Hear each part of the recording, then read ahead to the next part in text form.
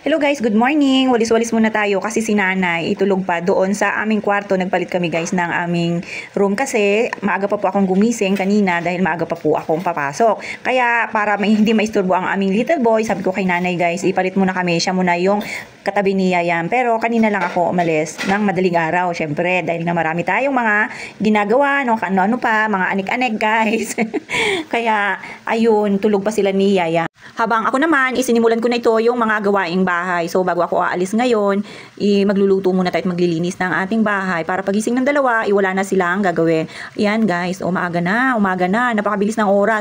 Thank God, maganda ang panahon natin ngayon, hindi umulan at maganda yung ating daan dahil ganun pa rin yung ating sitwasyon dyan guys, hindi pa rin nasisemento kasi nga ang dami nilang mga project na tinatapos halos sabay-sabay kaya hindi kami natatapos dito guys sa pagpapasemento. Ayan pa rin, lupa pa rin. Buti na nga lang talaga hindi siya maputik dahil walang ulan syempre.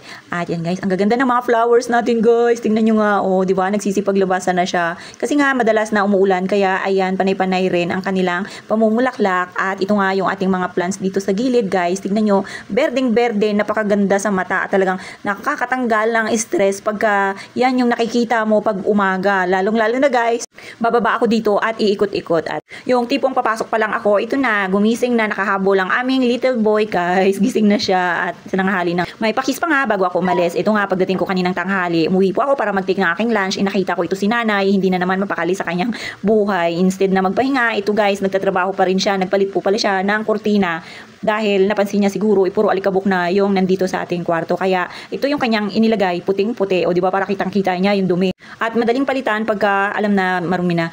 Kasi nga guys, yung isa naming kurtina, kulay brown yon. Kaya kung hindi pa ako natching, hindi ko malalaman na puro alikabok na pala. Kaya ayan, napalitan na ni nanay. At habang itong aming little boy is tulog na tulog, tanghaling tapat guys, kailangan niya talagang matulog dahil pagod po yan siya kalalaro. At ayan, tinulungan ko na nga agad sa pagkakabit ng kurtina para mabilis matapos at makakain na kami ng tanghalian. Kasi guys, ako'y antok na rin talaga. Kasi nga pumaaga pa akong nagigising. Kaya ganyan, pagdating ng tanghali, antok na ako. At ito nga guys, kanina, pagbalik ko dito sa opisina, ayan yung aking kasama, patingin-tingin pa.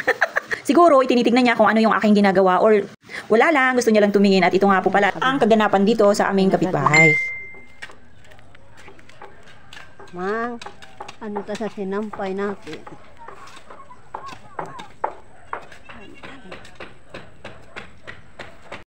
Napansin pala ni nanay na maraming tao ngayon dito sa ginagawang, hindi namin alam guys kung ano to, basta yung building siya na akala mo yung style niya parang nasa ibang bansa.